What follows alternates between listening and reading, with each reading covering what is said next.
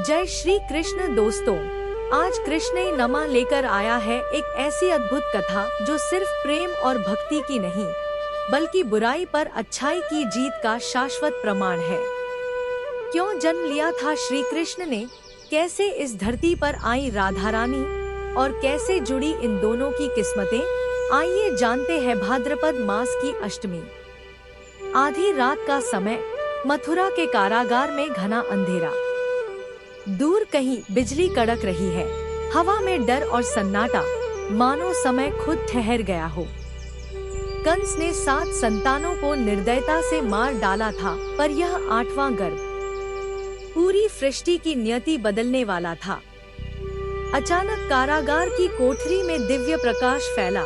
4 भुजाओं वाले भगवान विष्णु प्रकट हुए, हाथों में शंख, चक्र, गदा, पद्म, माता देवकी, पिता वसुदेव। मैं कृष्ण बनकर अवतरित हुआ हूँ।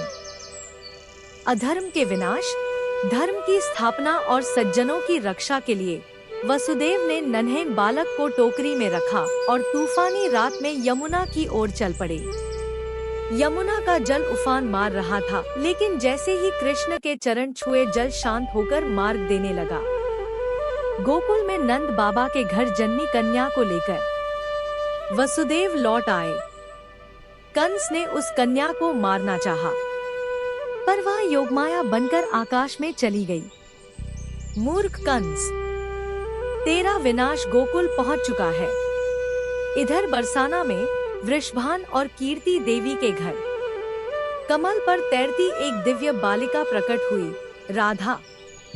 उसकी आंखें जन्म से बंद थी। लोग सोचते थे वह अंधी है, लेकिन एक दिन जब नन्हे कृष्ण को गोद में लेकर नंद बाबा बरसाना आए, राधा ने पहली बार अपनी आंखें खोली और उनमें केवल कृष्ण थे। जैसे उनका मन कह रहा हो, अब मैं पूर्ण हूँ। यह वही क्षण था जब प्रेम और धर्म का संगम हुआ, जब बुराई के अंधकार पर भक्ति और प्रेम की रोशनी छा गई। दोस्तों, यह सिर्फ कहानी नहीं, यह प्रमाण है कि जब जब अधर्म बढ़ता है, प्रभु किसी न किसी रूप में आकर बुराई को मिटा देते हैं। और अगर प्रेम राधा की तरह निर्मल हो, तो कोई भी अंधकार, कोई भी कंस ज्यादा देर तक नहीं टिक सकता। यही है कृष्ण और राधा की जन्म कथा। यही है अच्छाई की बुराई पर विजय का शाश्वत संदेश। कृष्ण नमः, जहाँ हर कथा सिर्फ सुनने के लिए नहीं, महसूस करने के लिए होती है।